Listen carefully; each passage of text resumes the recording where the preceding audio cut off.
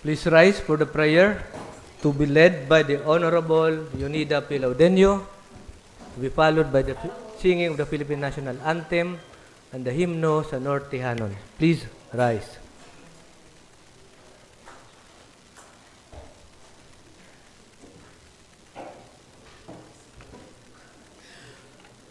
Let us bow our heads and feel the presence of the Lord. In the name of the Father, and of the Son, and of the Holy Spirit. Amen. Lord God, as we commence this session of the Sangguniang Panlalawigan, we humbly ask for your divine presence and guidance. We acknowledge your infinite wisdom and seek your direction in the matters set before us.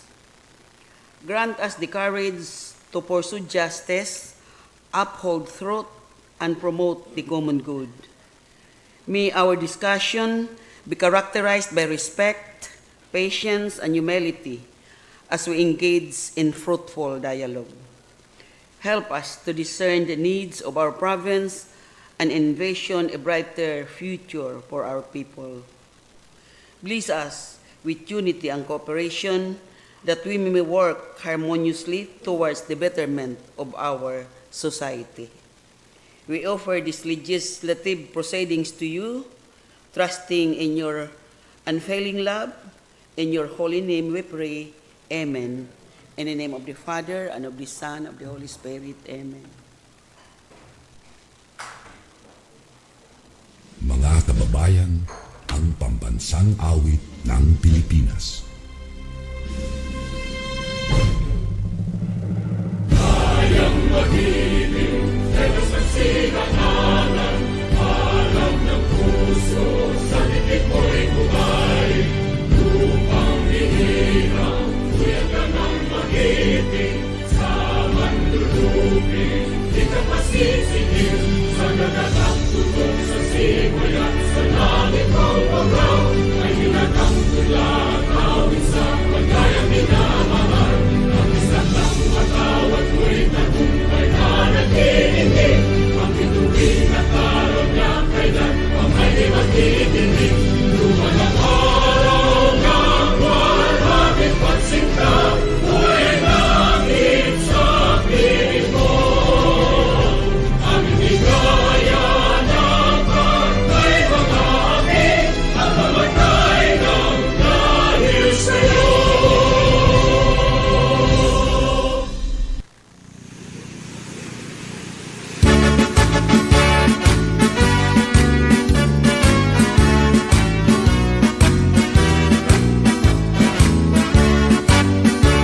Itaan mga Nortehanon, masantuan ay mga ibabaw nun.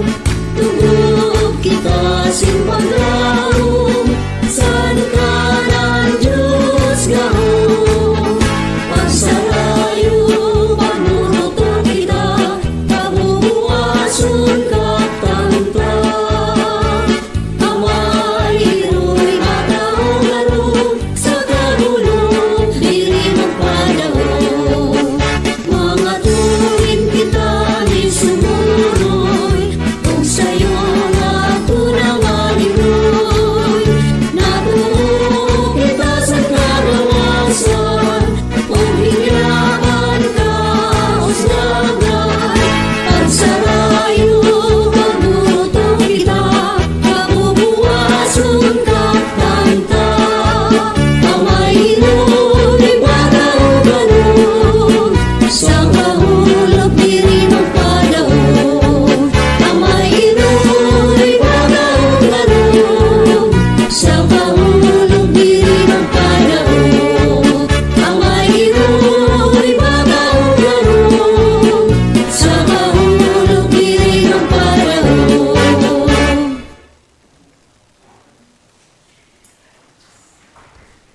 Thank you, Honorable Yunida Pilaudenyo, for the prayer. The Secretary, kindly please call the roll to determine the quorum. Honorable Dato Clarence E., Honorable Abalon Don L., Honorable Dorado Lope Jr. E. Honorable Dobonco Arturo Jr. T. Honorable Galit Jonesio Dexter D. Honorable Hernandez Neil S. Honorable Laudenio Leonida P. Honorable Layog Acela Rufa Andrea G. Present. Honorable Ong Nadia Bianca Nicolette L. Honorable Ong Chuan Emil Nicolas II B. Honorable Miranda Gerardo Gerard A. Honorable Silvano Gina O. Honorable Singzon Victoria II M. Here. Honorable Uy Florian D. There are 9 members who are physically present. 1 member is present via Zoom. Total number of members present, 10, including the presiding officer. Thank you, Secretary. There being majority of all the members present, including 1 member joining our session via Zoom, we have a quorum, therefore session is officially declared open. Considering that our provincial vice governor, our presiding chair is the acting governor, and as provided in our internal rules, there's a need among the members present to elect a temporary presiding officer. Any nomination? The Honorable Lope E. Dorado is recognized.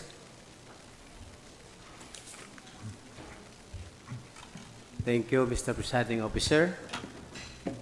With the Governor is on official travel and the Vice Governor, our Presiding Officer is the Acting Governor, I move to nominate our temporary Presiding Officers into this session.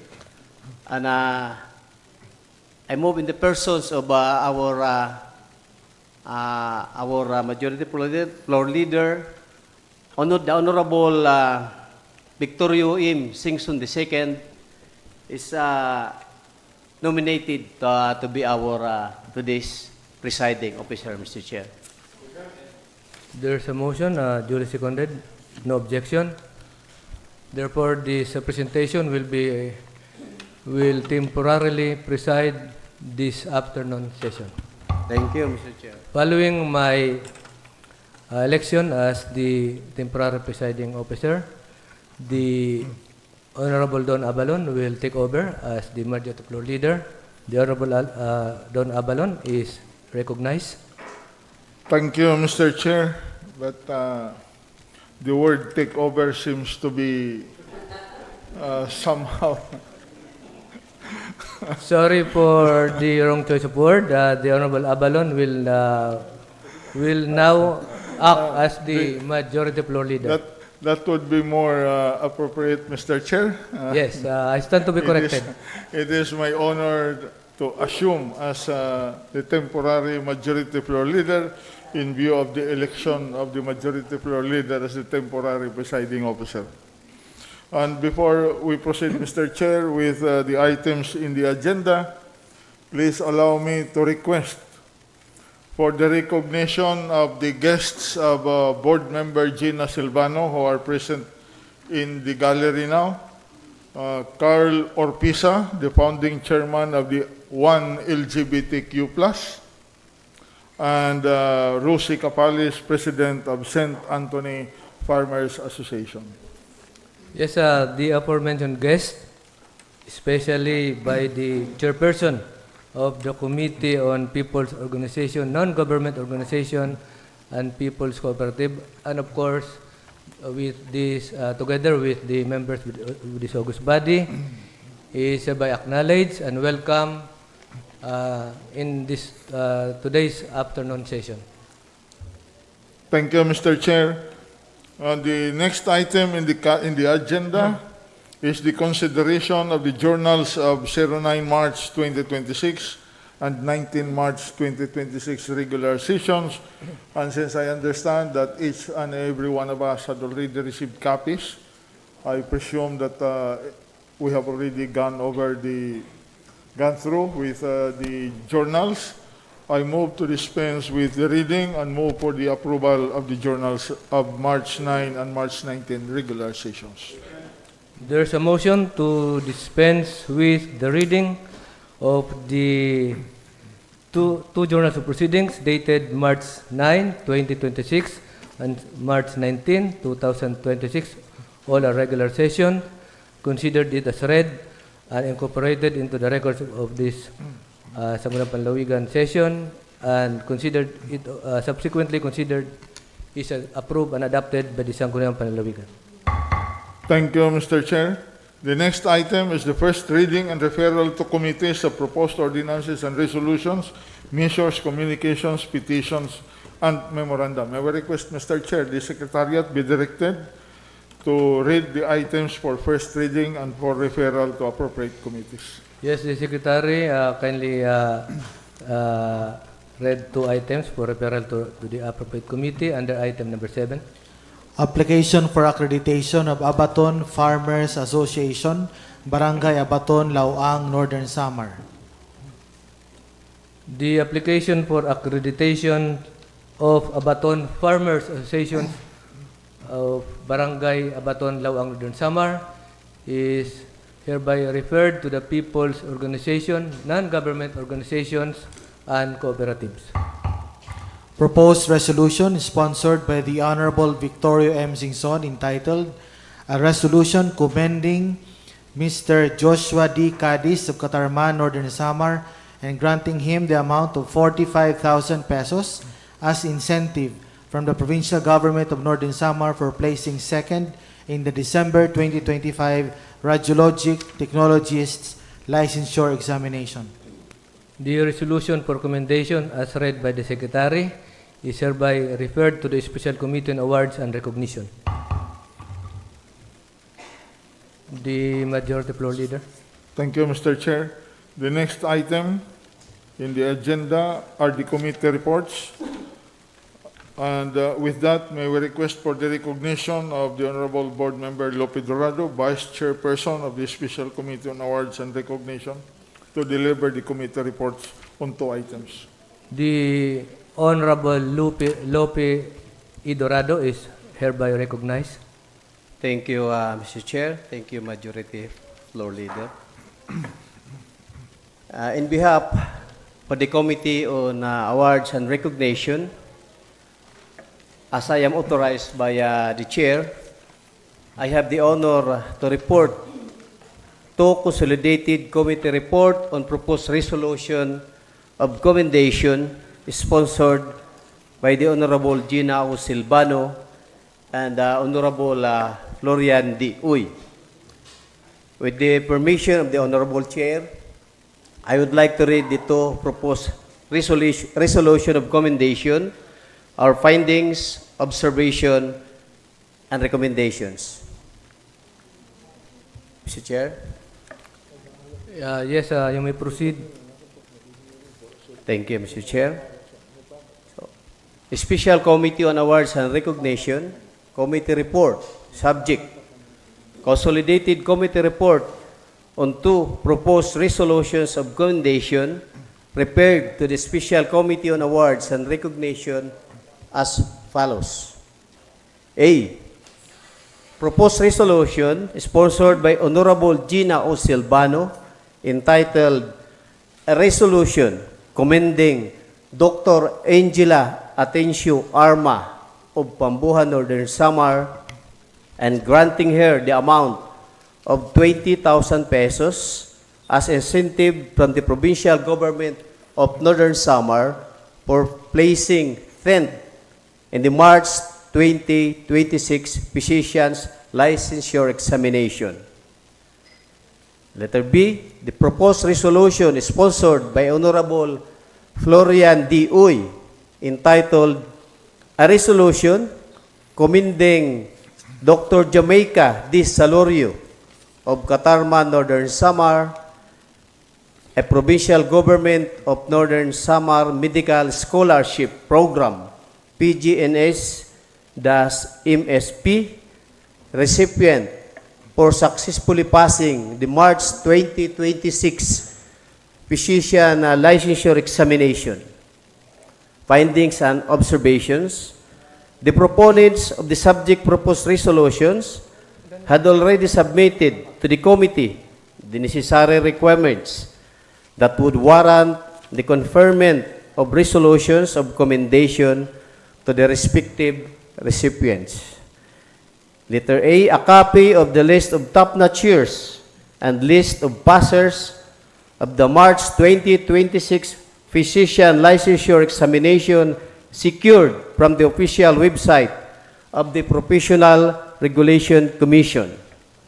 B, a screenshot of the official Facebook page of the University of Northern Philippines in Vigan, Ilocos Sur, congratulating Dr. Arma for placing 10th in March 2026 physician licensure examination, and a screenshot of the official Facebook page of the provincial government of Northern Samar congratulating Dr. Salurio for passing the March 2026 physician licensure examination. C, copies of barangay certification of residency of Dr. Arma from Barangay 1, Pambuhan, and Dr. Salurio from Barangay Airport Village, Katarman. Number 2, as per evaluation of the said documentary requirements, the committee believes that the same fully complied with the guidelines set forth by the Sangguniang Panlalawigan. These documents are incorporated by reference into the consolidated committee report and the respective original and authenticated copies are now reposed in the Records Division of the Office of the Secretary to the Sangguniang Panlalawigan. Number 3, this committee acknowledges the achievements of the two recipients of these proposed resolutions of commendation and affirms that they are worthy of the recognition recorded to them by the Sangguniang Panlalawigan. Accordingly, this committee respectfully moves for the adoption of this consolidated committee report and for the passage of two separate resolutions of commendation to the recipient herein mentioned. Submitted for approval this 30th day of April 2026, signed by the majority of the committee members. If there are no questions and manifestations, Mr. Chair, this representation and Honorable Victoria M. Singzon move for the adoption of this committee report. I so move, Mr. Chair. There's a motion, duly seconded. Motion is approved. Mr. Chair, to pave way for the final approval of the proposed resolution as sponsored, as presented by Board Member Dorado, may I move for the suspension of the rules? In a second, there's a motion, duly seconded. Motion is approved. Internal rules are suspended. Thank you, Mr. Chair. May we request for the recognition again of Board Member Dorado to formally move for the approval of the resolution on final reading. The Honorable Lope E. Dorado is again recognized. Thank you, Mr. Chair. Thank you, Majority Floor Leader. So again, if there are no questions on manifestation, this representation is moved for the adoption of this, adoption and the approval of this committee report, Mr. Chair. The motion of... Mr. Chair, point of clarification. Yes. It should not be the resolution. The committee report has already been adopted, so Yes, we're now resolution must be approving approved the for proposed final reading. resolution. Thank you, Mr. Chair. I'm with this, with the approval of the committee report, I move for the approval of the. I move for the adoption of the resolution, Mr. Chair. Resolution commending first resolution commending Dr. Angela Atencio Arma of Pambuan, Northern Samar, and granting her the amount of 20,000 pesos as incentives from the provincial government of Northern Samar for placing 10th in the March 2026 physician's licensure examination is approved on third and final reading. Thank you.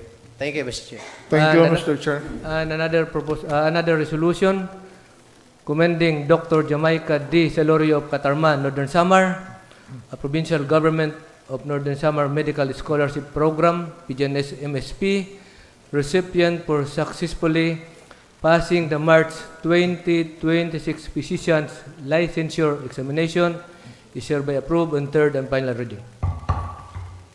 Thank you, Mr. Chair. The next item for the calendar of business is the review of municipal ordinances and resolutions. The first to report, Mr. Chair, is the Committee on Finance, Budget, and Appropriation, and may I be recognized in my capacity as chairman of the committee. Yes, the chairman of the Committee on Finance, Budget, and Appropriations, the Honorable Don L. Abalon, is recognized to render the committee report as mentioned. Thank you, Mr. Chair. May I have the honor to render the committee reports of the Committee on Finance, Budget, and Appropriation. The first item is Appropriation Ordinance number 2026-01, series of 2026 of the Municipality of Gamay. The subject ordinance approved the fiscal year 2026 General Fund Supplemental Budget number 1 of the Municipality of Gamay, involving a total appropriation of 2,500,000 pesos for various expenditures and other operating expenses. This committee finds the subject ordinance to be within the legislative power of the local government unit concerned in accordance with Section 447, Subsection A, Paragraph 2, Subparagraph 1 of the Republic Act 7160, subject to the compliance of the requirement prescribed by Section 305, Paragraph I, RA 7160, in relation to Article 410 of its implementing rules and regulations, mandating that local budgets must operationalize approved local development plans, requiring all appropriations in annual or supplemental budgets to be based strictly on an approved annual or supplemental investment program. The Local Finance Committee, in its report dated 23 April 2026, which is hereby incorporated hereto by reference and made integral part thereof, found that the said fiscal year 2026 General Fund Supplemental Budget number 1 showed substantial compliance with RA 7160 and its implementing rules and regulations, and recommended that the same be declared operative subject to certain conditions specified in the LF's report. This committee concurs with the findings and recommendations of the Local Finance Committee. This committee respectfully moves to pass a resolution adopting this committee report and declaring appropriation ordinance number 2026-01 series of 2026 of the Municipality of Gamay valid and operative, subject to the conditions therein prescribed and the provisions of existing laws, rules, and regulations. I so move, Mr. Chair. There is a motion. Duly seconded. Motion is approved. Thank you, Mr. Chair. The next item is resolution number 15-55, series of 2026 of the Municipality of Lope de Vega. The subject resolution approved and adopted the Supplemental Annual Investment Program number 1 for calendar year 2026 for various programs, projects, and activities with a total investment amounting to 27,648,355 pesos and 93 centavos, as approved by the Municipal Development Council through its MDC Resolution number 03, series of 2026. This is in accordance with Sections 106 and 109, both of RA 7160. The MDC has duly exercised its planning functions by identifying and endorsing the necessary adjustments to the 2026 investment list, and the SAIP serves as a prerequisite for the enactment of the supplemental budget, ensuring that the new or additional funding requirements are legally anchored in an approved plan pursuant to Section 305, Paragraph I, RA 7160. The proposed programs are consistent with the LGU's long-term development goals and address immediate social and economic priorities for the current year.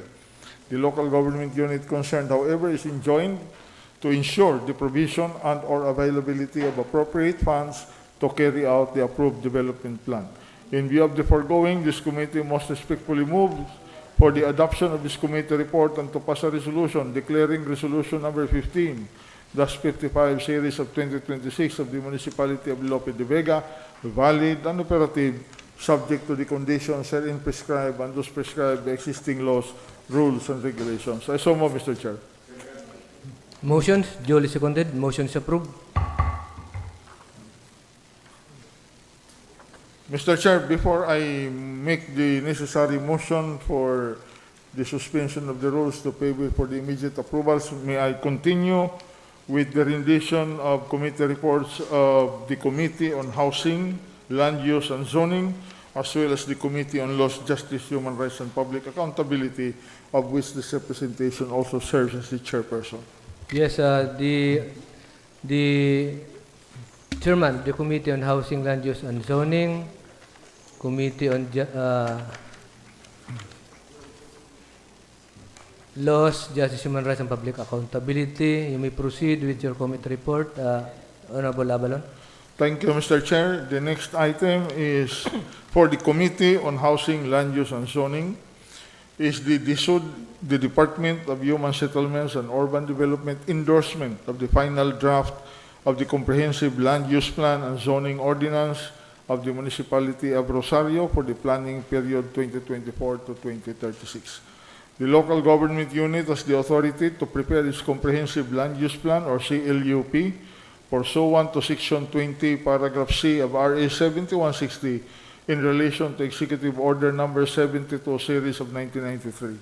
The CLUP and other pertinent documents of the Municipality of Rosario were submitted to the Department of Human Settlements and Urban Development Regional Office for the latter's preliminary review and evaluation, on which confirmed that the documents complied with the required content and format in accordance with the existing laws, rules, and regulations, and included all relevant and necessary data and legal attachments.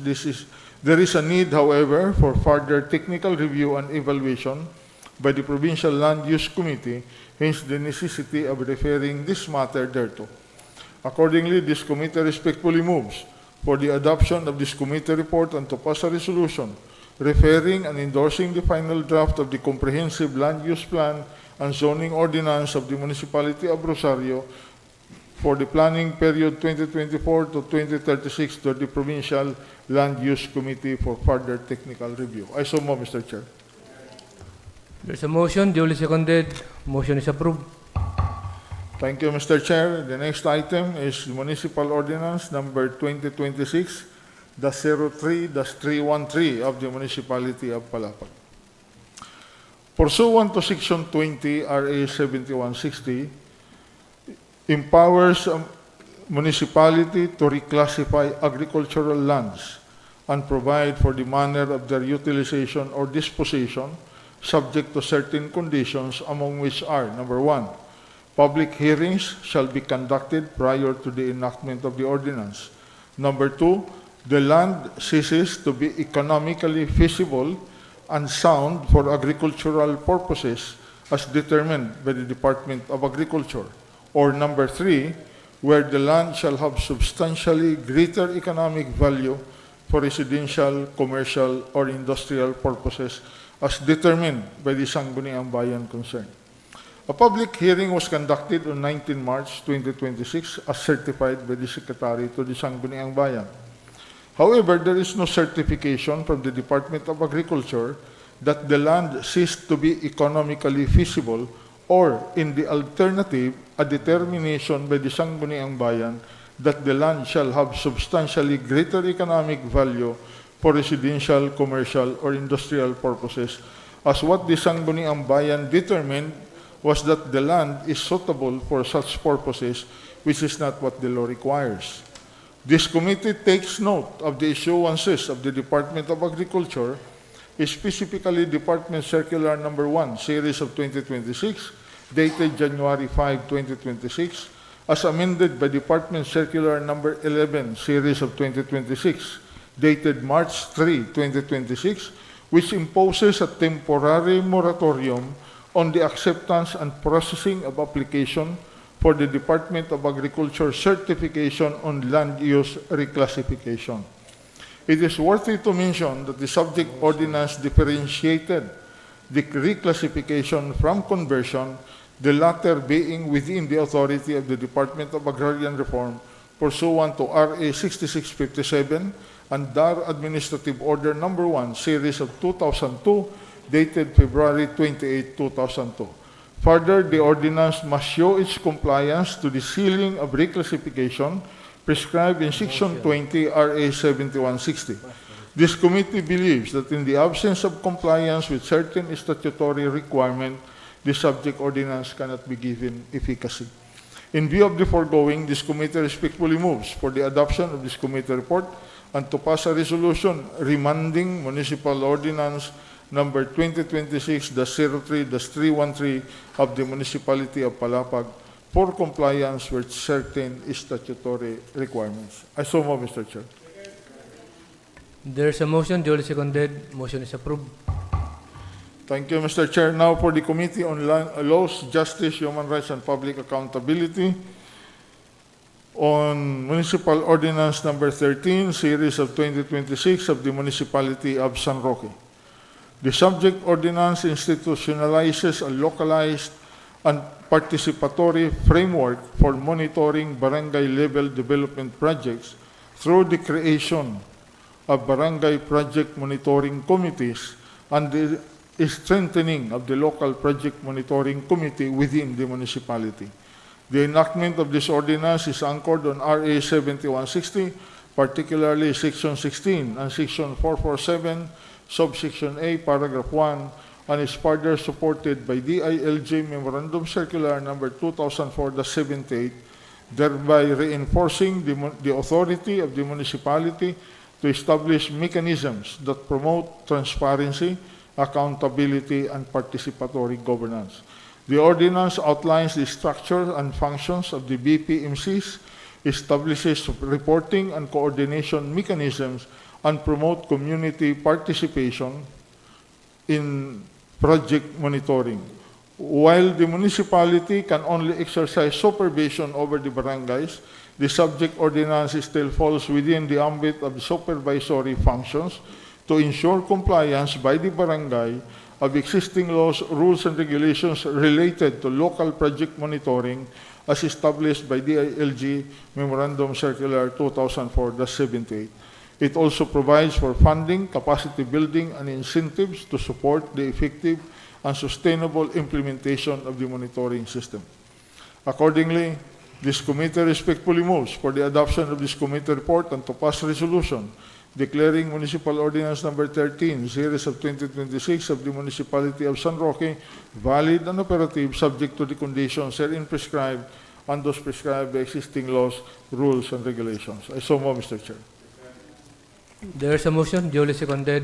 Motion is approved. Thank you, Mr. Chair. The next item is Ordinance Number 02, Series of 2026 of the Municipality of Catubig. The subject ordinance establishes a curfew regulation prohibiting the roaming, loitering, or sleeping of unchaperoned minors below 18 years of age in public places during late hours. It aims to protect minors from exposure to harmful environments and reduce the incidence of juvenile delinquency. The enactment of this measure is anchored on Section 15, Article 2, 1987 Constitution, and is supported by RA 9344 as amended by RA 10630. Further, the ordinance is within the legislative authority of the Sangguniang Bayan under RA 7160, particularly Section 16 and 447, Subsection A, Paragraph 1. The subject ordinance provides the necessary provisions for its implementation, including prohibited acts, penalties, enforcement procedures, and safeguard for minors.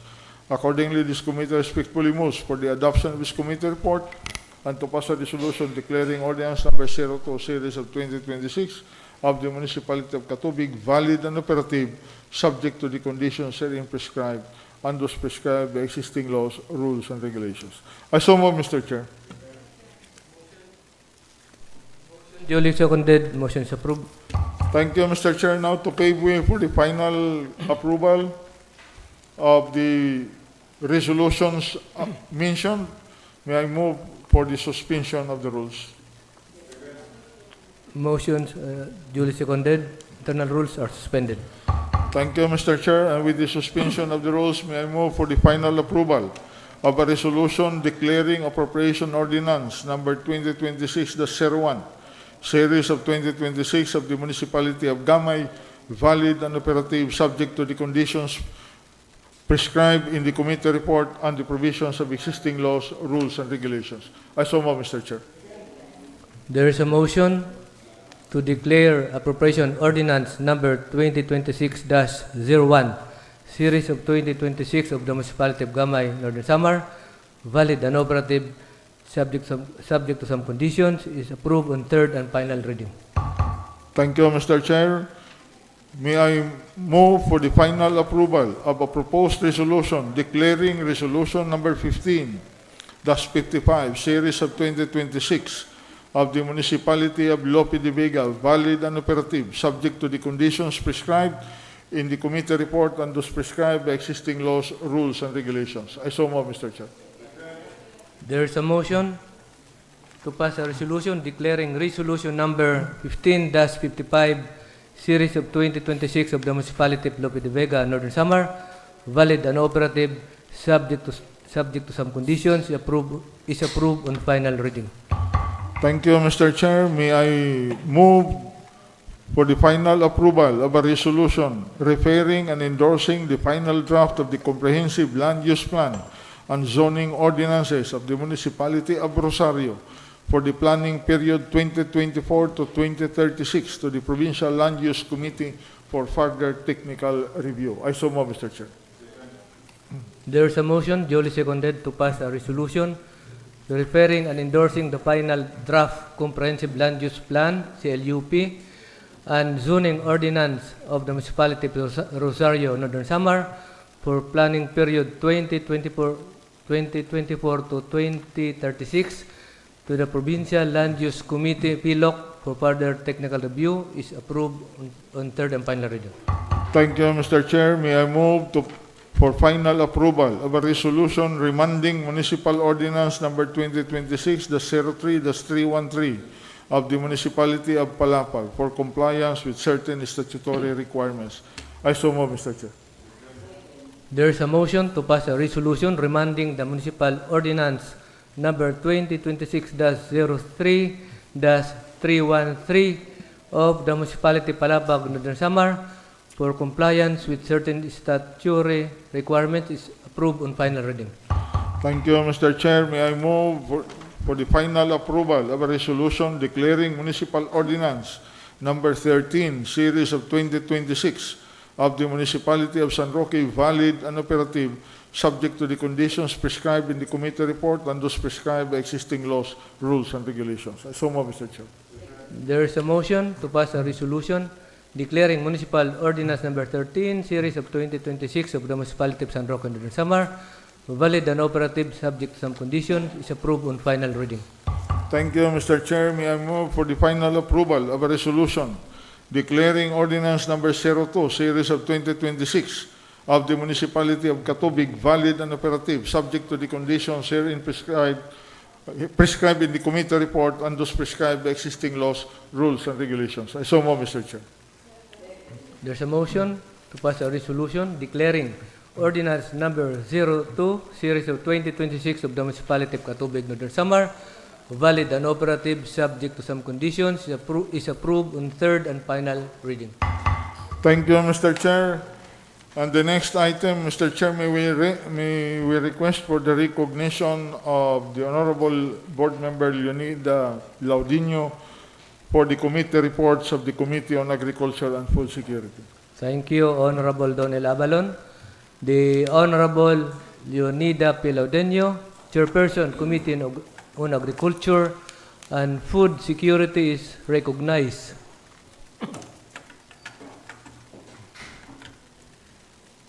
Thank you, Mr. Chair. Thank you, Majority Floor Leader. Good afternoon, my dear colleagues. For and in behalf of the Committee on Agriculture and Food Security, I have heard two items for our committee report. For the first committee report is on the Committee on Agriculture and Food Security, to which was referred Municipal Ordinance Number 03-2026 of the Municipality of Lapinig, Northern Samar, entitled An Ordinance Establishing a Comprehensive Municipal Rice Production Development Program in the Municipality of Lapinig, Northern Samar, providing support services and appropriating funds therefore, has considered the same and has the honor to report it back with the recommendation that a resolution be passed to declare the subject ordinance valid and operative for being consistent with Section 16, General Welfare Clause, and Section Paragraph A, Paragraph 2-1 of the Local Government Code of 1991, which mandates local government units to promote agricultural development and implement programs and enhance productive and improvement for the welfare of our farmers.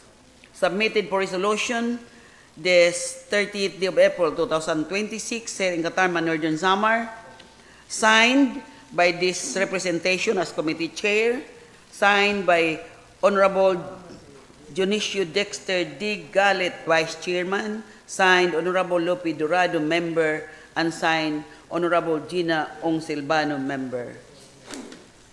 I so move, Mr. Chair. There is a motion, duly seconded. Motion is approved. For the second item, the Committee on Agriculture and Food Security, to which was referred Municipal Ordinance Number 2026-03-314 of the Municipality of Palapag, Northern Samar, entitled An Ordinance Institutionalizing a Municipal Bagsakan Center in Palapag, Northern Samar, and regulating the imposition of fees and other charges of its use, has considered the same and has the honor to report it back to the Sangguniang Panlalawigan with the following findings and observations. Number 1, the enactment of the subject ordinance was a valid exercise of the legislative power of the Sangguniang pursuant to Section 16, General Welfare Clause of the Local Government Code of 1991. Number 2, the imposition of fees and charges as stipulated in Section 5 of said ordinance was consistent with Section 147 and 153 of the said code, and public hearing was conducted in compliance with Section 186 and 187 of the same code. Number 3, the legal opinion of the Provincial Legal Office dated April 15, 2026, pertaining to the subject ordinance is adopted by the committee, and such the same is hereby incorporated in the committee report. And finally, the committee submits that the said ordinance is in substantial compliance with pertinent laws, rules, and regulation, and concludes that there are no legal impediments to the same to be operative. Accordingly, this committee most respectfully recommends to the Sangguniang Panlalawigan that a resolution be passed to declare Municipal Ordinance Number 2026-03-314 of the Municipality of Palapag, Northern Samar valid and operative, subject to pertinent laws, rules, and regulation.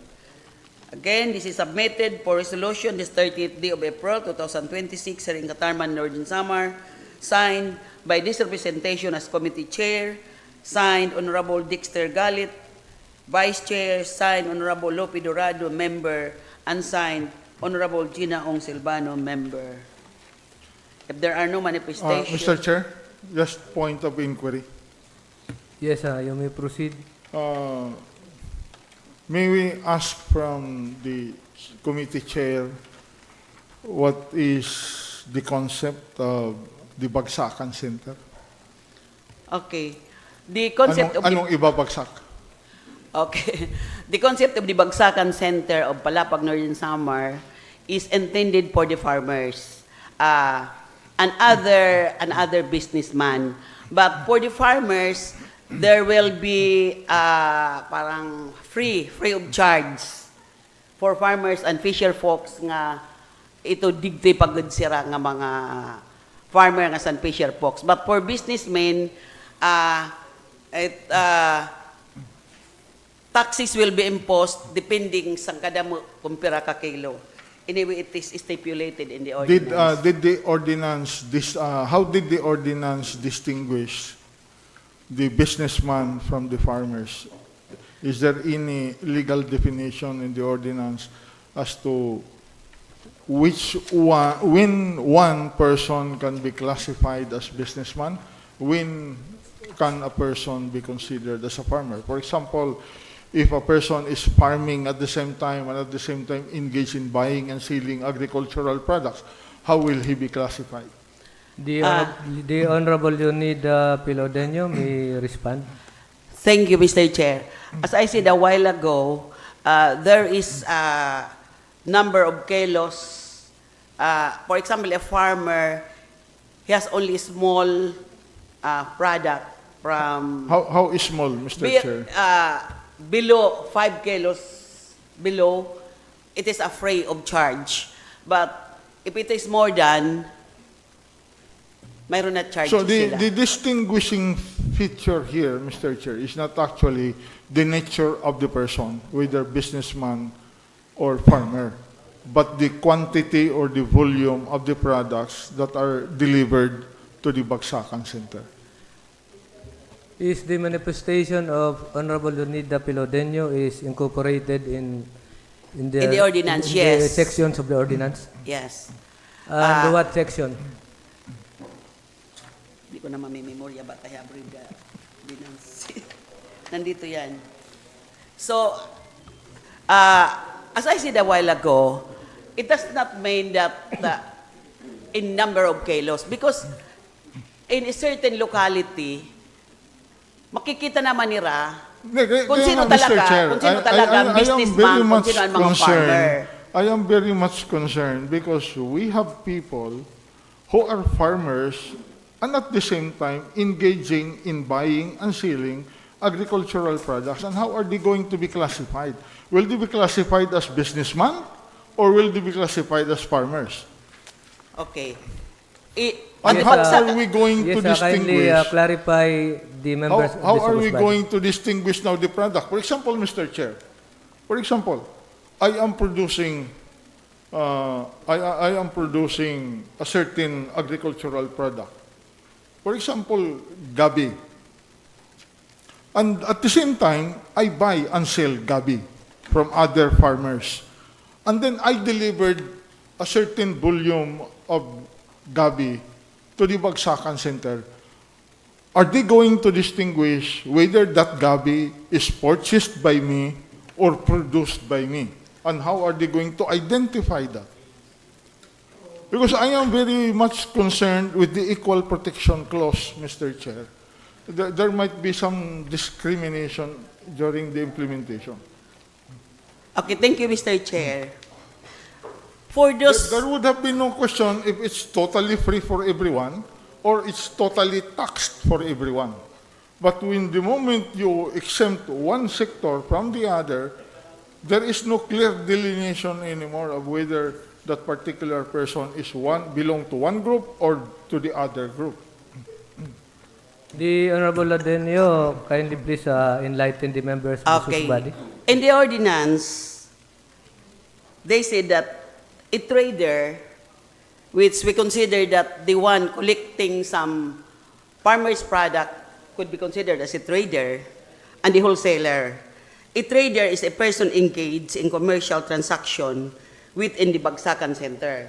So meaning, sila yung nagkokolekta, considered as trader, mayroon sila bayad. Trader. Then a trader.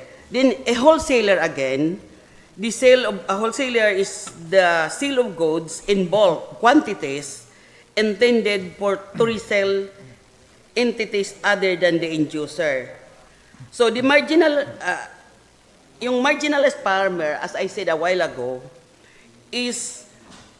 are those who cultivate less than a hectare, that is in the ordinance, usually depending on family labor to manage their farms. Their harvest are mainly for household use, with only very small amounts sold in local markets. Because of their limited land and resources, they often struggle with access to credit, to irrigation, and modern technology, leaving them vulnerable to poverty and food security. Well, that is clearer now, Mr. Yeah. Chair. But I was just wondering, where did Board Member Laudinio get the idea of the 5 kilos? Here, nandito yan. That's Nandito yan, precisely BM. the point of Okay, nandito yan. Honorable nandito yan. Avalon. And where did you get the 5 kilos? Nandito yan. Binasa ko yan, nandito yan. Okay. Galing sang idea yan, Honorable Okay. Ladenio. The bagsakan entrance fee shall be collected on the following, category for fish and marine, all types of product. The entrance fee will be 0.50 per kilo. Okay. For high-valued imported fruits like guava, oranges, lanzones, 5 pesos per box. Rambutan, 5 pesos per box. Mango, 5 pesos per box. For other fruits, avocado, banana, calamansi, it is also in the ordinance, 5 pesos per box. Mr. Chair, not responsive to my question. My question is, where was the 5 kilos, the idea of the 5 kilos taken? Board Member Laudinio said it's in the ordinance, so maybe she can just go directly to that provision in the ordinance Yes, instead of reading about the high-value products and the guava and the other things, because there is no mention of the 5 kilo limit. I know that I read all the ordinance, nakakalimutan kung ano ng page. Kasi, but it is talaga nandito yan. Please Nandito yan, find BM. the 5 kilos in the ordinance. Anyway, my first, for a few minutes suspension. Sandali lang, ikikita. Mr. Chair, with the request of Board Member Laudinio, I move for a 5-minute suspension. Session Nandito yan, suspended. nandito. Imo kipipinahanap ba itong orang eyeglass? Di po.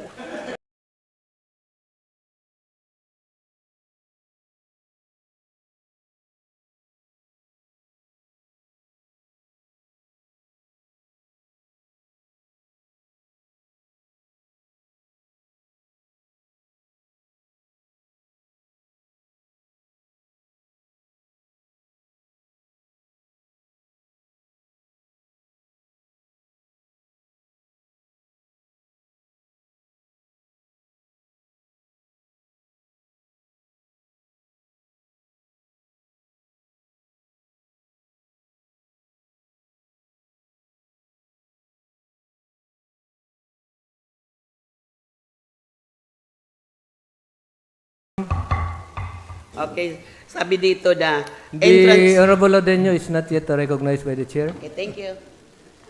What's the pleasure of the majority floor leader? Well, I am satisfied, Mr. Chair, that it's 10 kilograms, not 5 kilos as earlier manifested by Board Member Laudinio. But then, another inquiry, Mr. Chair. Would it be required for will the farmers and the other producers of agricultural products be required to deliver their products to the Bagsakan Center, or can they sell their products somewhere else in the different parts of the municipality, or will they just be required to deliver their products to the Bagsakan Center? Or it is a mandatory to Yes, deliver? Mr. Chair. Mandatory, or is just an option for the farmer and they can sell anywhere? Yes, kindly please respond, Honorable Ladenio. Okay. For my understanding, especially the farmers upstream, kung yung produkto nila is maliit naman, they have to sell in the upstream, not bringing them to the Bagsakan Center. Ano naman yan? Common sense. But kung yung mga farmers na along the road lang, they can go to the Bagsakan Center kasi sa Bagsakan Center naman is most likely mas lamang-lamang yung presyo. But what Board Member Abalon have said nga, if they have the option, I think they have the option to sell their product, especially on upstream barangays, not bringing to the market at the Bagsakan Center, which is very costly. Pero kung marami na, hindi na kaya doon sa community nila, it is now the time that it should be brought to the Bagsakan Center.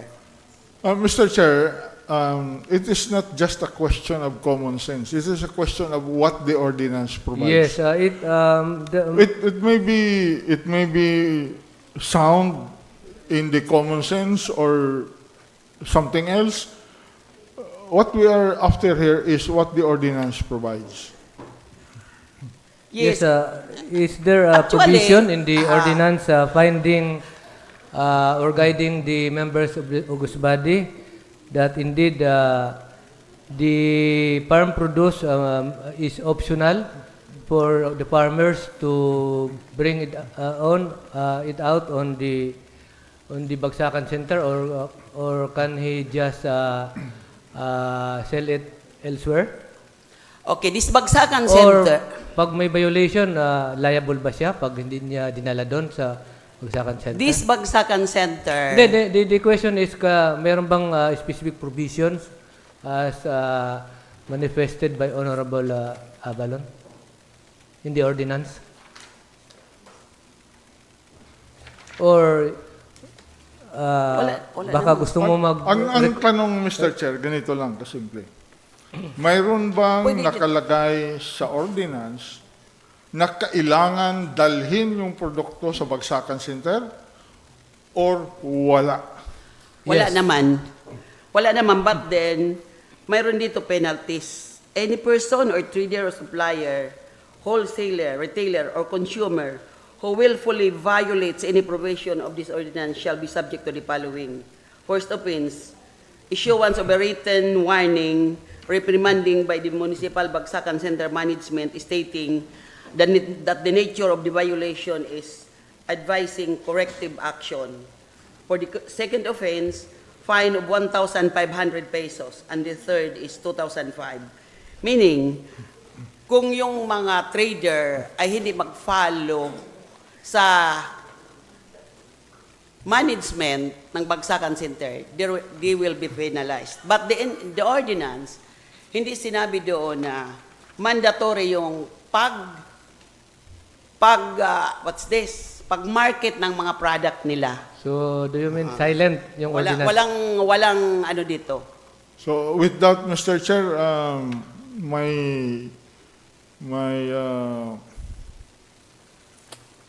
queries have been somehow satisfactorily answered. So, and I now join with the committee in its recommendation for the validity of the ordinance. Yes, put it to the proper motion for the adoption of the committee report. Thank you, Mr. Chair. Thank you, Majority Floor Leader. But so if there are no more manifestation, I move for the adoption of my committee report. There's a motion for adoption of the committee report as rendered by the good chairperson of the Committee on Agriculture and Food Security. No objection. Motion is approved. Thank you, Mr. Chair. Thank you, Mr. Chair. And with the adoption of the committee reports of the Committee on Agriculture and Food Security on 2 items, may I move for the suspension of the rules to pave way for the approval for the final approval of the resolutions mentioned, Mr. Chair. Any second? There's a motion, duly seconded. Rules are suspended. Thank you, Mr. Chair. And with the suspension of the rules, may I move for the final approval of a resolution declaring Municipal Ordinance Number 03-2026 of the Municipality of Lapinig valid and operative, subject to certain conditions. I so move, Mr. Chair. There's a motion to declare the municipal ordinance there's a motion to pass a resolution declaring municipal ordinance number 03 series of 2026 of the municipality of Lapinig, Northern Samar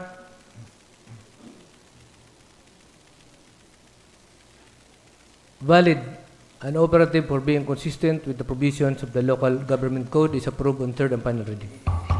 Thank you, Mr. Chair. May I move for the final approval of the resolution declaring municipal ordinance number 2026-03-314 of the municipality of Palapag valid and operative subject to certain conditions. I so move, Mr. Chair.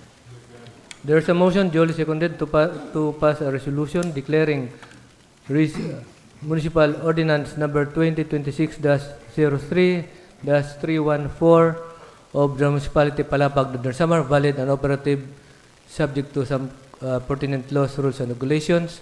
Is approved on third and final reading. Thank you, Mr. Chair. The next item is the committee report of the Committee on Ways and Means. May we request for the recognition of its chairperson, the Honorable Board Member Junicio Dexter Galit. Yes, before we recognize Honorable Dexter Galit, thank you, Honorable Junida Pilodenyo. The Honorable Junicio Dexter Galit is recognized by the Chair. Thank you, Mr. Chair. On Committee on Ways and Means, Committee Report, the Committee on Ways and Means, to which was prepared Ordinance Number 09, Series of 2026 of the Municipality of Bubon, Northern Samar, entitled An Ordinance Amending Chapter 5, Municipal Charges, Article P of the Municipal Social Welfare and Development Office, Section 1, imposing of fees of Municipal Ordinance Number 23 Series of 2024, otherwise known as an ordinance enacting the revised revenue code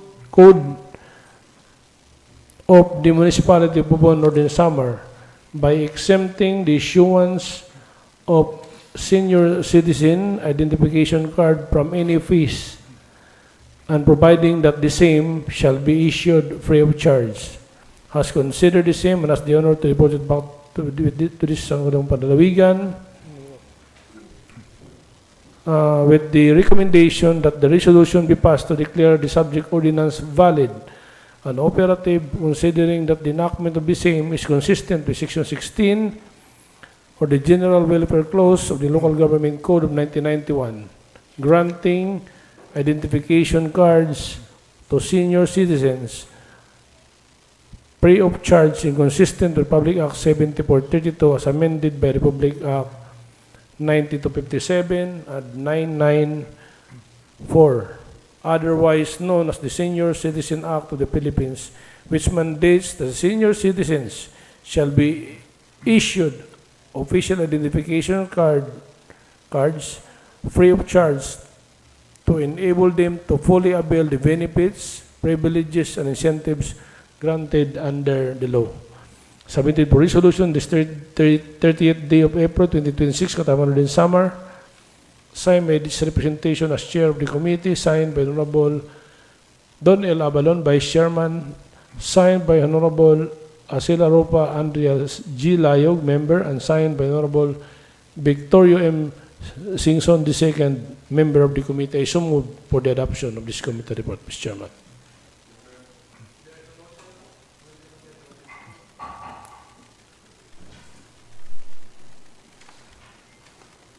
Mr. Chair, Yes, we will proceed. with the adoption of the committee report of the Committee on Ways and Means, may I move for the suspension of the rules to pave way for the final approval of the resolution pertaining to Municipal Ordinance Number 09, Series of 2026. I so move, Mr. Chair. There is a motion duly seconded. Internal rules suspended. Thank you, Mr. Chair. May I move for the final approval of the resolution declaring Municipal Ordinance Number 09, Series of 2026 of the Municipality of Bubon valid and operative subject to certain conditions. I so move, Mr. Chair. There is a motion duly seconded to pass a resolution declaring Municipal Ordinance Number 09, Series of 2026 of the Municipality of Bubon, Northern Samar valid and operative is approved on third and final reading. Thank you, Mr. Chair. The next item is the committee reports of the Committee on People's Organizations, Non-Government Organizations, and Cooperatives. May we request for the recognition of its chairperson, the Honorable Board Member Gina Ong Silvano. The chairperson of the Committee on People's Organizations, Non-Government Organizations, and Cooperatives, the Honorable Gina Ong Silvano, is recognized. Thank you, Mr. Chairman.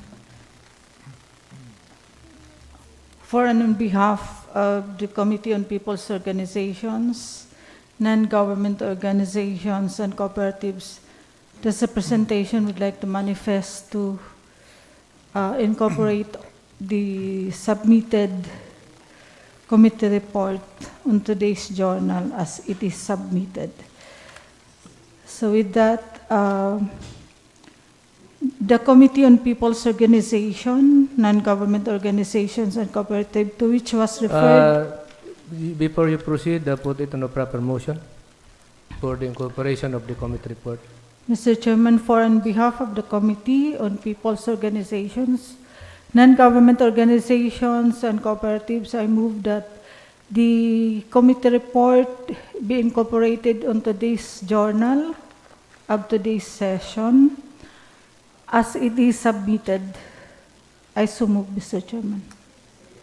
There's a motion to incorporate all the pertinent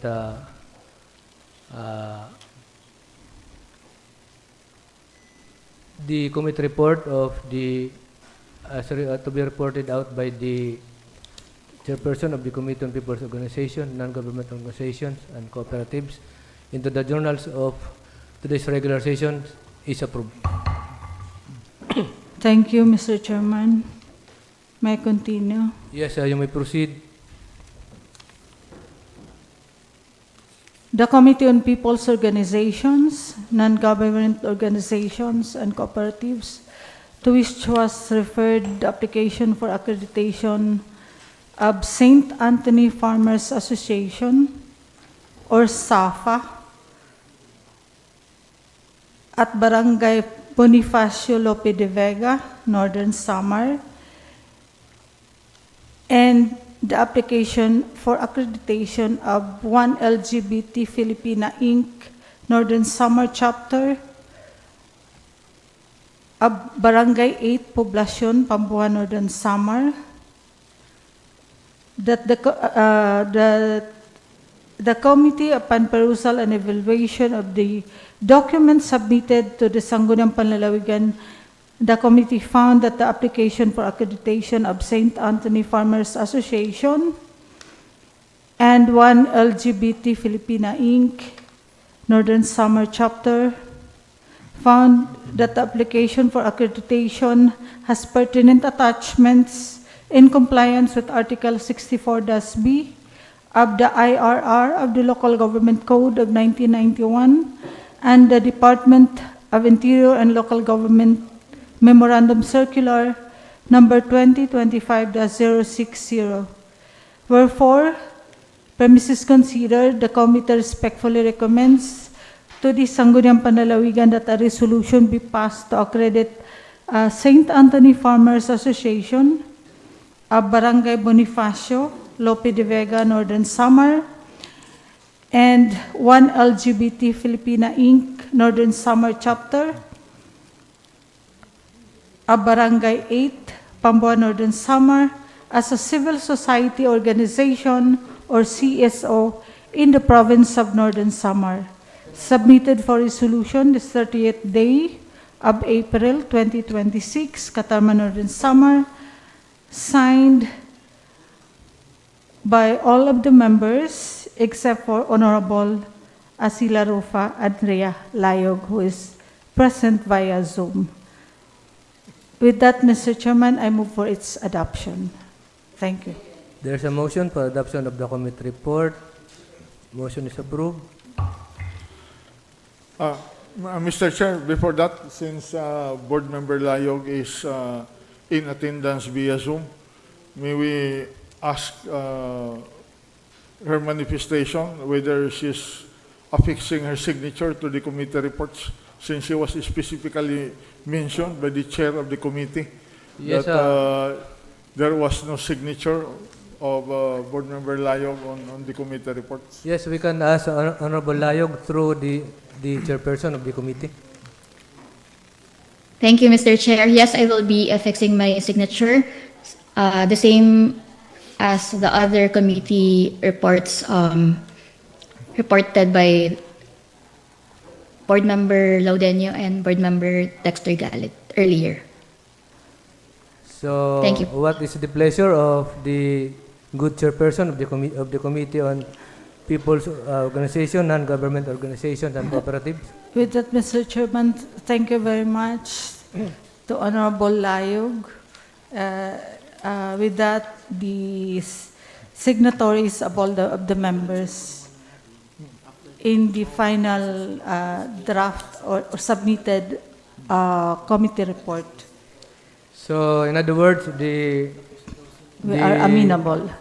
Honorable Layog's signature will be reflected in the committee report. I am correct to understand, this my understanding, and with this, the secretary is directed to make the necessary correction or inclusion of Honorable Layog as signatory to the committee report. You may now reiterate your motion. Again, Mr. Chairman, I move that a resolution be passed to accredit St. Anthony Farmers Association, a Barangay Bonifacio Lope de Vega, Northern Samar, and one LGBT Filipina Inc., Northern Samar Chapter, a Barangay It, Pambuhan, Northern Samar, as a civil society organization in the province of Northern Samar. I move for the adoption of our committee report, Mr. Chairman. There's a motion for adoption of the committee report crediting St. Anthony Farmers Associations of Barangay Bonifacio Lope de Vega, Northern Samar, and one LGBT Filipina Incorporated, Northern Samar Chapter, located at Barangay 8, Poblacion Pambuhan, Northern Samar, as civil society organization in the province of Northern Samar, is approved. Mr. Chair, Yes? with the adoption of the committee reports of the Committee on People's Organizations, Non-Government Organizations, and Cooperatives, and to pave way for the final approval of the resolution granting accreditation, may I move for the suspension of the rules? There's a motion. Duly seconded. Rules are suspended. Thank you, Mr. Chair. May I move for the final approval of the resolution granting accreditation to St. Anthony Farmers Association, or SAFA, of Barangay Bonifacio, Lope de Vega, Northern Samar. I so move, Mr. Chair. There's a motion duly seconded to pass a resolution accrediting St. Anthony Farmers Association, close and open parenthesis, SAPA, at of Barangay Bonifacio, Lope de Vega, Northern Samar, is accredited as civil society organization in the province of Northern Samar. Is approved on third and final reading. Thank you, Mr. Chair. May I move for the final approval of the resolution granting accreditation to one LGBT Filipina Incorporated, Northern Samar Chapter, Barangay 8, Poblacion Pambuhan, Northern Samar. I so move, Mr. Chair. There's a motion to pass a resolution accrediting one LGBT Filipina Incorporated, Northern Samar Chapter of Barangay 8, Poblacion Pambuhan, Northern Samar, is approved on third and final reading. Thank you, Mr. Chair. Before we proceed to the photo opportunities with the newly accredited organizations, may we just go first to the third and final reading of proposed ordinances and resolutions. And Yes, sir, you may proceed under item number 10. Thank you, Mr. Chair. May I move for the approval on third and final reading of the proposed ordinance entitled An Ordinance Regulating Noise Pollution in the Province of Northern Samar. I so move, Mr. Chair. There's a motion for the approval of an ordinance regulating noise pollution in the province of Northern Samar. Is approved on third and final reading. Thank you, Mr. Chair. In the meantime, I move for the suspension of decision. There's a motion. In a second? Duly seconded. Motion is suspended.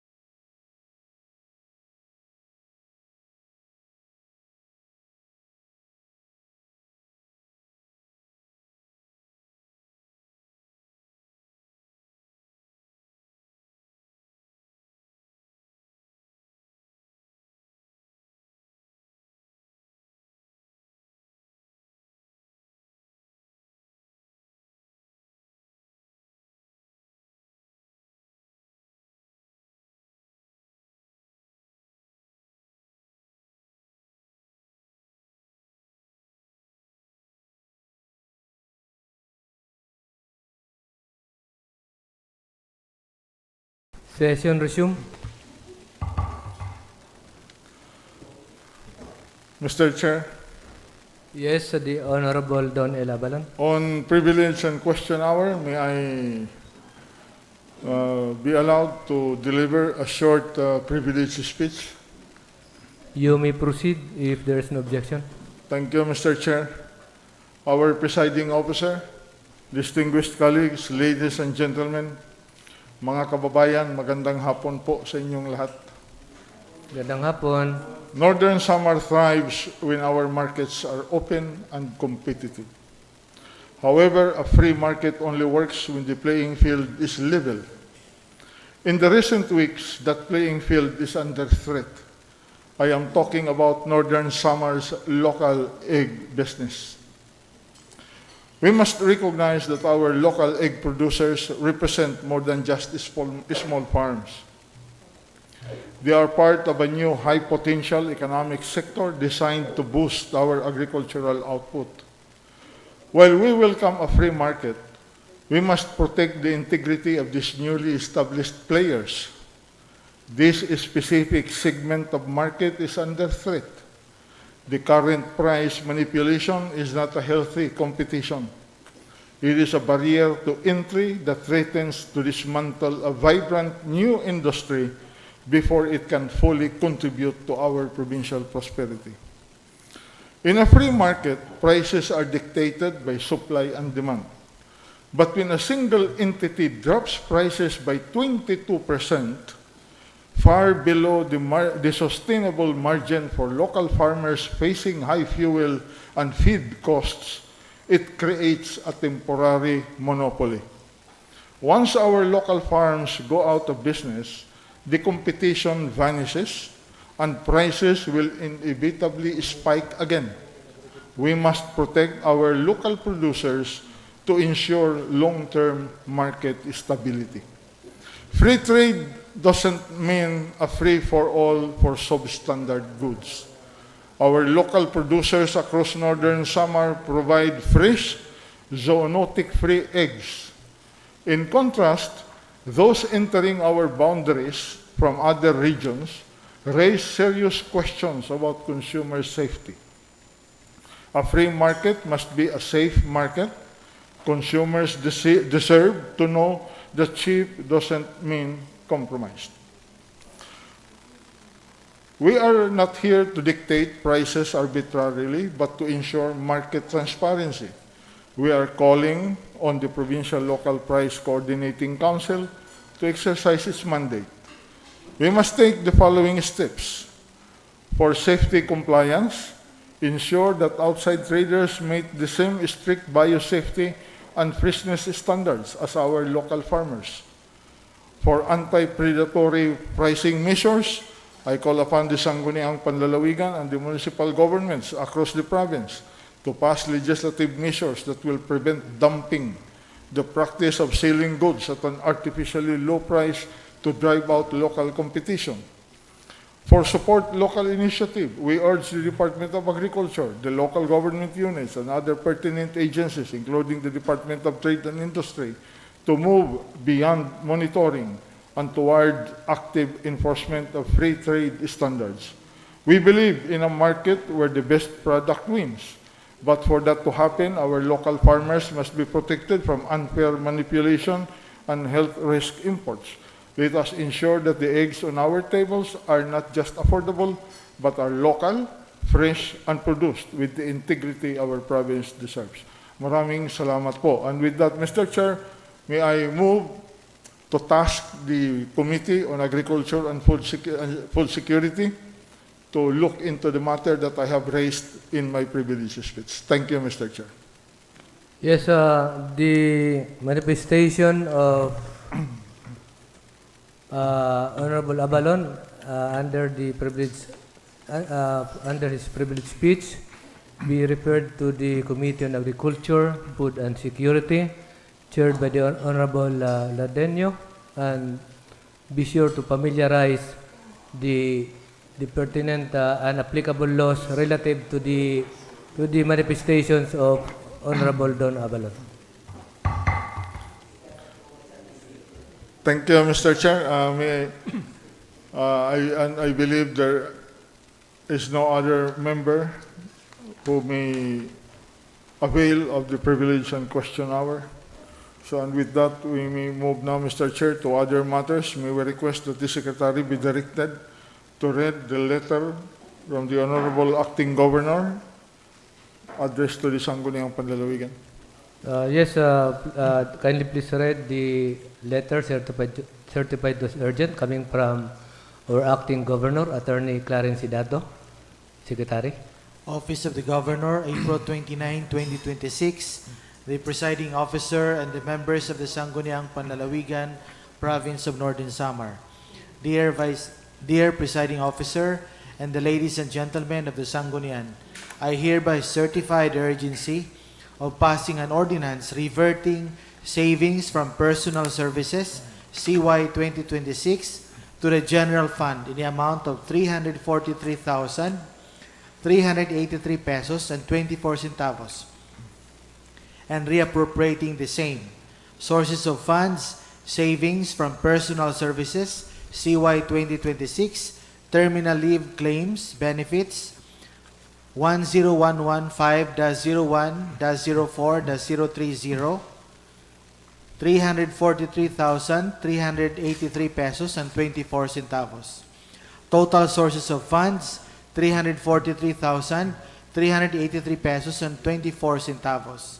Uses of funds, unobligated, unpaid terminal leave claims, benefits, CY 2001, 343,383 pesos and 24 centavos. Total uses of funds, 343,383 pesos and 24 centavos. Attached is the certificate of availability of funds for your reference and guidance. Thank you for your prompt legislative action. Harris Christopher M. Ongchuan, Governor, by signed Attorney Clarence E. Dato, Acting Governor. And with that, Mr. Chair, considering that there is a certificate of urgency on the for the passage of an ordinance, may I move for the enactment of an ordinance reverting savings from personal. May I move for the enactment of an ordinance reverting the total amount of 343,383 pesos and 23 centavos from the savings from personal services for calendar year 2026 to the general fund and reappropriating the same as and for payment of an obligated unpaid terminal leave claims and benefits for calendar year 2001 and for other purposes. I so move, Mr. Chair. There is a motion for the passage of an ordinance reverting savings from personal services calendar year 2026 to the general fund in the amount of 343,000 pesos, 43,383 pesos and 24 centavos, and reappropriating the same sources of fund as read by the Secretary, uses of fund as read by the Secretary, is approved on third and final reading. Mr. Chair, that was the second reading, so I will now make the motion for the third and final reading. I believe the letter is certified to us urgent, and we can pass it immediately without considering. Mr. Chair, may I move for suspension of a few minutes? Session suspended.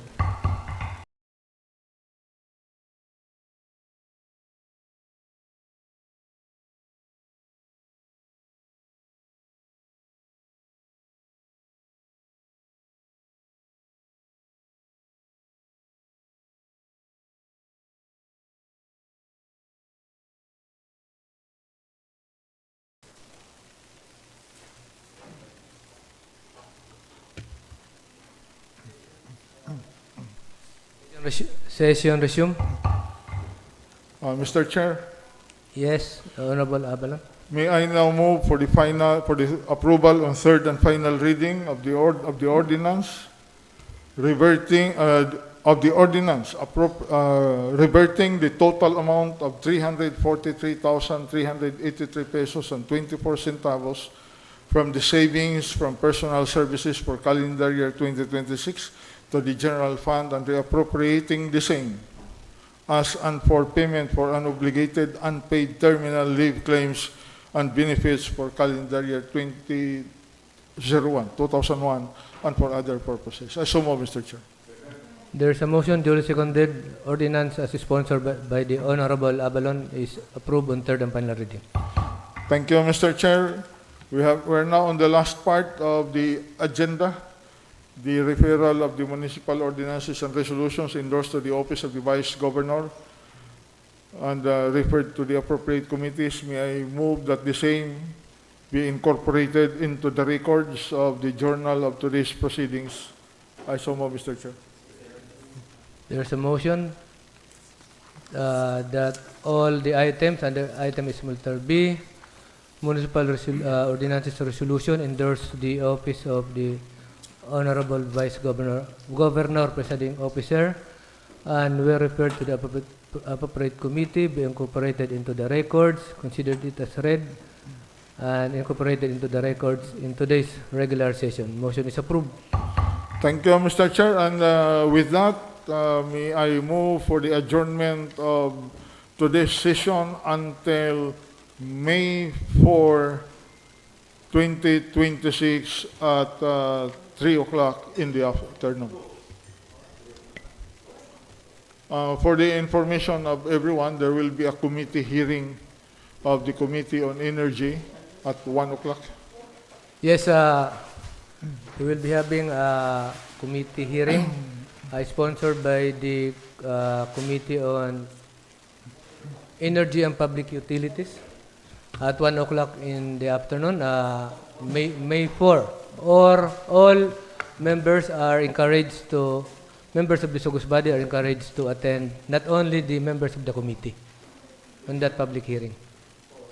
So with the motion of Honorable Don Abalon to adjourn our session until the next session is scheduled, which will be scheduled on May 4, 2026 at 3 o'clock in the afternoon.